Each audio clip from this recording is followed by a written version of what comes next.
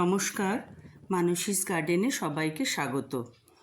আজকে আমি তোমাদের একটা জিনিস দেখাতে এনেছি যে দেখো আমি যে মইটা কিনেছিলাম সেই মইটা কিনেছিলাম বাড়ির বিভিন্ন কাজে লাগাবো বলে, কিন্তু আজকে সেই মইটা দিয়ে দেখো আমি শিম গাছ থেকে শিম পাড়ছি।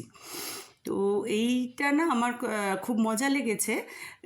সেই ছোটোবেলায় পড়েছিলাম যে ম্যাজিক বিনের গল্প, যে রাতারাতি একটা সেই বিন গাছ সেটা একদম পুরো আকাশে উঠে গেছে, সেই বাচ্চা ছেলেটার গল্পটা।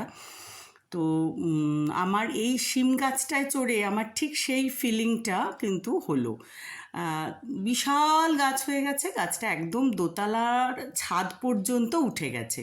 তো এর আগে যখন নিচের দিকে একদম গোড়ার দিকে অনেক শিম হয়েছিল আমি কিন্তু তোমাদেরকে দেখিয়েছিলাম।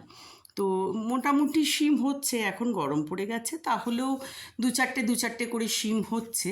কিন্তু এইবার দেখো নিচের দিকেরগুলো তো হয়ে গেছে, এইবার মাঝামাঝি কিন্তু শিমগুলো ধরা শুরু করেছে। তো আমি ওই জন্য মইটা নিয়ে যত দূর হাত পৌঁছলো তত দূর পর্যন্ত আমি শিমগুলো তুললাম।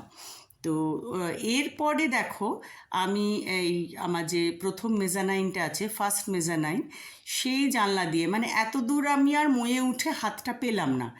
এইবার আমি ফার্স্ট মেজানাইনের জানলার কাঁচটা খুলে মানে সেখান দিয়ে এবার শিমগুলো পাড়ছি। খুব এনজয় করেছি আমি, আমার হাজব্যান্ড এবং আমার মেয়ে, আমরা তিনজনেই খুব এনজয় করেছি।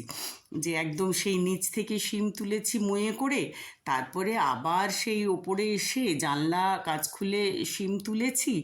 আবার করেছি কি, যেগুলো একদম ছাদের কাছাকাছি হয়েছে সেগুলো একদম ছাদ থেকেও কিছু তুলেছি। তবে মুশকিলটা হয়েছে তোমার সেকেন্ড মেজানাইন আর ছাদের মাঝামাঝি কয়েকটা শিম কিন্তু রয়ে গেছে, ওইগুলো কিন্তু হাতই পেলাম না। তো কিছু করারও নেই, তো ওগুলো থাক, বীজের জন্য থাক। তবে তোমাদের একটা কথা বলে রাখি, তোমরা যদি বীজ রাখতে চাও যে কোনো গাছের মানে সবজিরই বা ফলের, সেইগুলো কিন্তু একটু ফাঙ্গিসাইড দিয়ে মাখিয়ে তবে রেখো, একটু শুকিয়ে রেখো, না হলে কিন্তু বীজগুলো নষ্ট হয়ে যায়।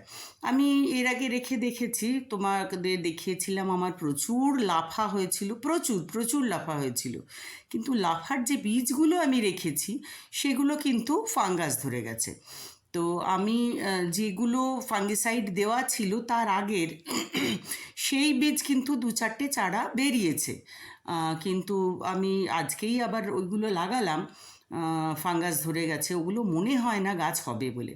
তো সেই জন্য তোমাদেরকে বলছি, তোমরা যদি বীজ রাখতে চাও সেগুলোতে কিন্তু ফাঙ্গিসাইড মাখিয়ে রেখে দিও। তো আমি কিছু বীজ রেখেছি দেশি বরবটির, সেই দেশি বরবটির বীজগুলো অবশ্যই আমি ফাঙ্গিসাইড মাখিয়েই রাখবো। তো তোমাদের আজকে আমি দেখালাম, দেখো মোটামুটি বেশ কিছু শিম তুলেছি, আর ওই যে মইয়ে উঠে যেগুলো তুলেছি সেগুলোও কিন্তু বেশ খানিকটা তুলেছি। তো তোমাদের কেমন লাগলো জানিও, লাইক দিও, সাবস্ক্রাইব করো প্লিজ, তোমাদের যদি ভালো লাগে, যদি তোমাদের মনে হয়।